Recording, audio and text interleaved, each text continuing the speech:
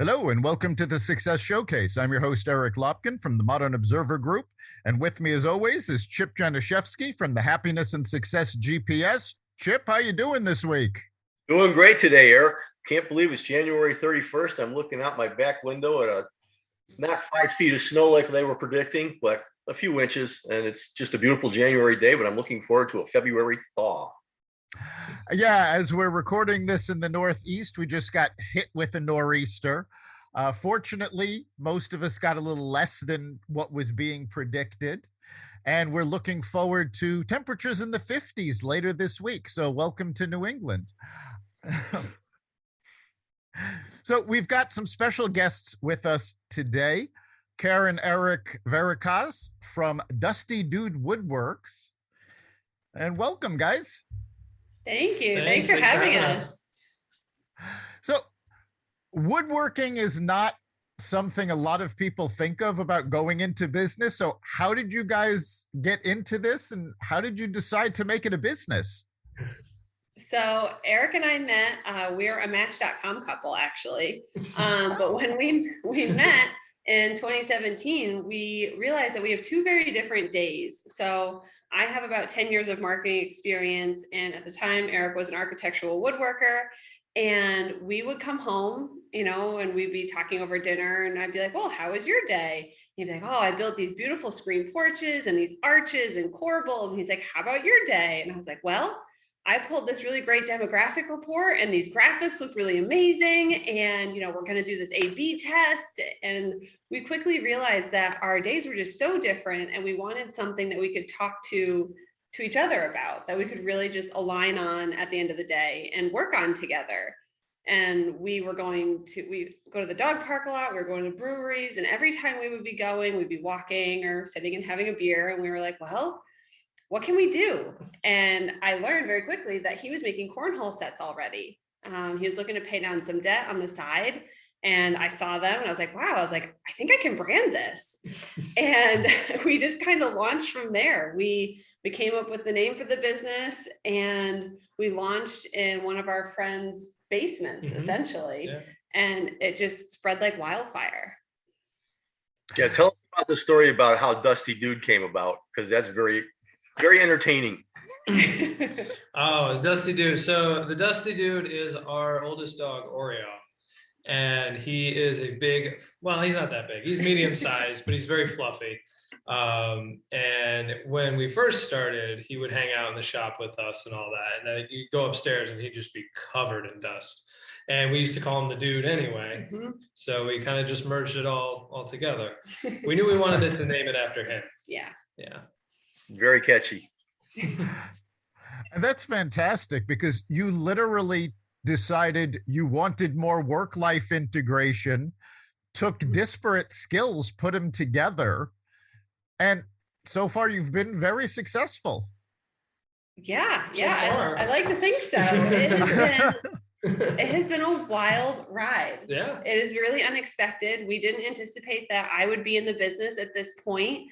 And we just grew so quickly in the last 12 months that he looked at me one day and he's like, well, it's either you or we need to hire someone else. And I very selfishly was like, well, I guess I'm coming in. Well, thankfully, you passed the job interview. I know.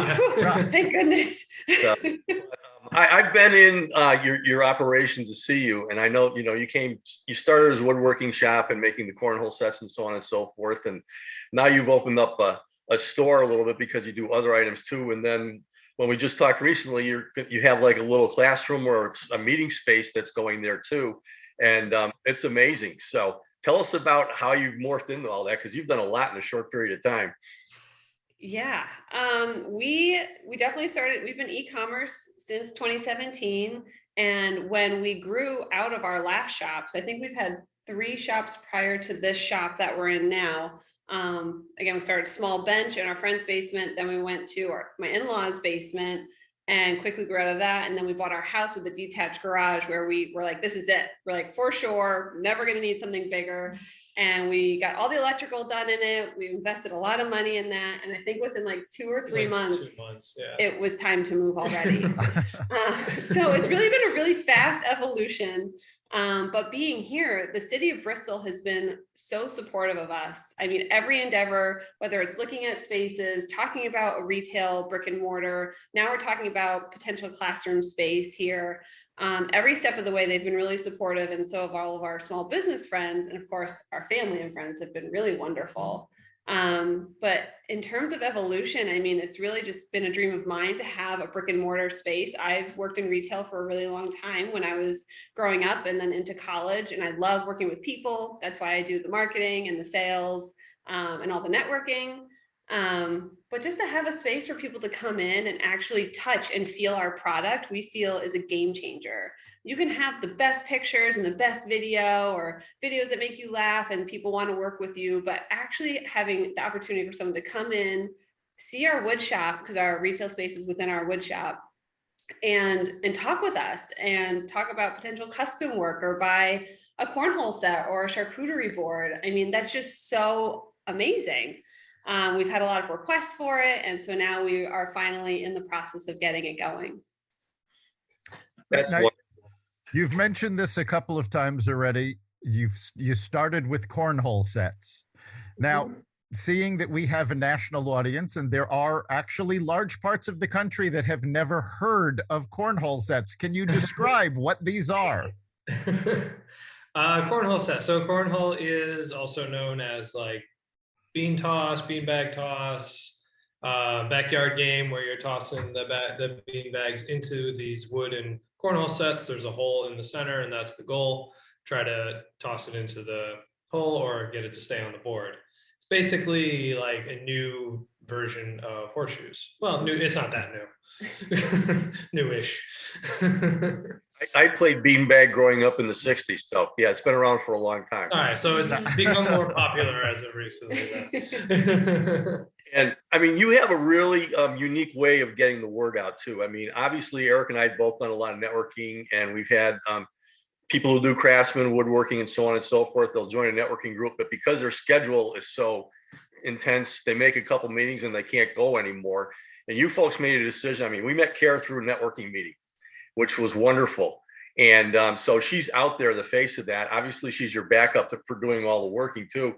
But you also use the media and all the different things that you can get to help you too. I mean, I saw you did a video with the town of Bristol that was all over. You were on WFSB TV on a business show a couple of weeks ago.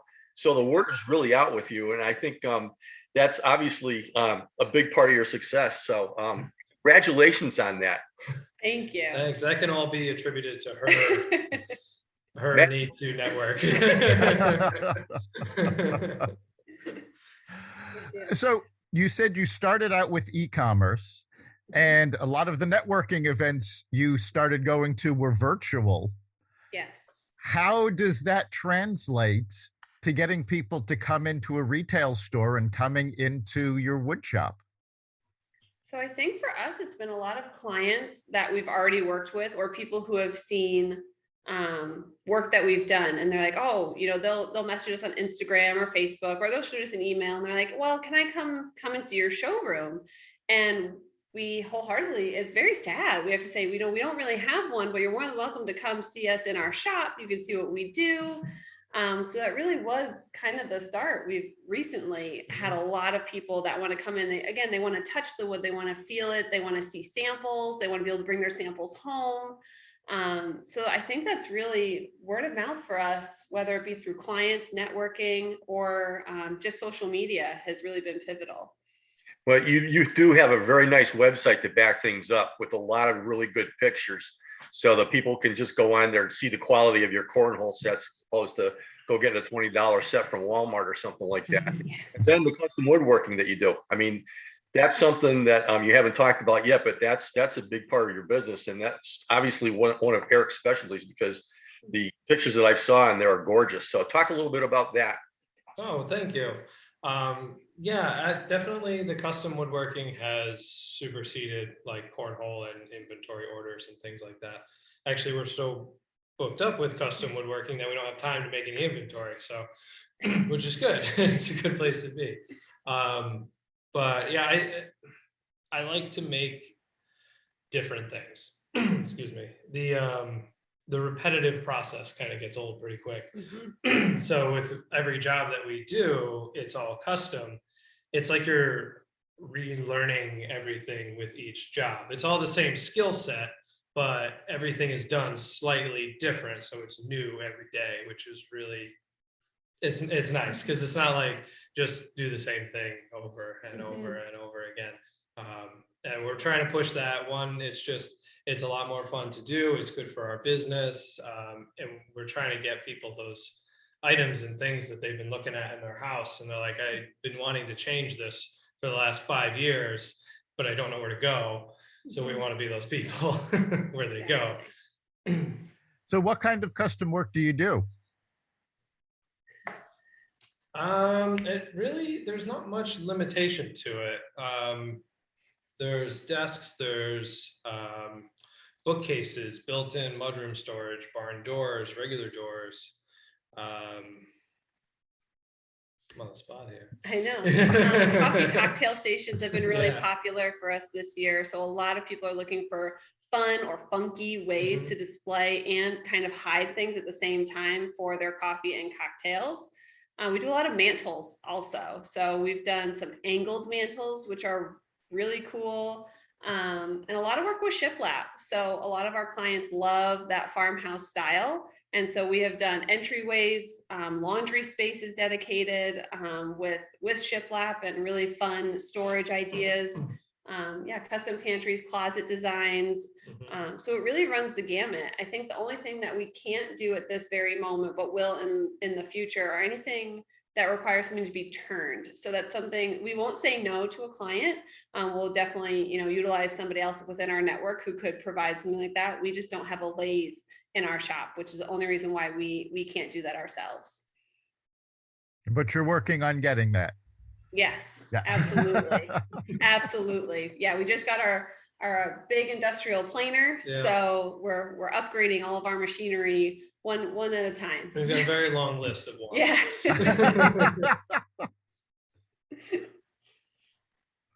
So this has all happened, as you said, very quickly. Mhm. Where do you see the business going from here? Definitely scaled out, Mhm. more than just the two of us. Yeah. That would be nice. We want to get into a larger location. We want to have not like a huge lumber yard, but a smaller specialty lumber yard that we can access ourselves and also sell out to customers. Have a nice big showroom and home center in there. Really, and just spread it out, because right now we have our bubble in Bristol, and we're slowly expanding. So we want to try to get our reach out as far as we can. And to do that, we'll need some help, and we'll need a little bit more space. Yeah, it's amazing you're doing all you do right now, just the two of you. But obviously, I mean, with the plan that you have and the different resources that you have, I mean, if you could clone yourself a few times over, you'd be all set. But getting more, That'd be great. getting more people involved with this, and again, putting together the community area and so on and so forth. I would imagine that you'd probably be open to maybe training people that maybe have the skill set and get them fine-tuned so that they can help you out and that kind of thing. Just off the top of my head as a consultant here. Obviously, you have the opportunity to do a whole lot of different things, and you are definitely getting the outreach as far as the word about Dusty Dude is out there. So wonderful. Thank you. Oh, that's great. Thanks, Jeff. Yeah. Now, you mentioned the idea of having a small lumber yard. Are there specific types of wood that you enjoy working with more than others? There's a lot of exotic woods that we don't get to do a lot of bigger projects with because they are so expensive, but we do them on a smaller scale with like cutting boards and charcuterie boards and things like that. And like for example, there's like canary wood and Cadillacs, and walnut is not exotic, but it's almost looks it. It's just all those woods that have like these really deep grains to them, super like different color palettes, and they're hard as a rock too. So they're gonna last for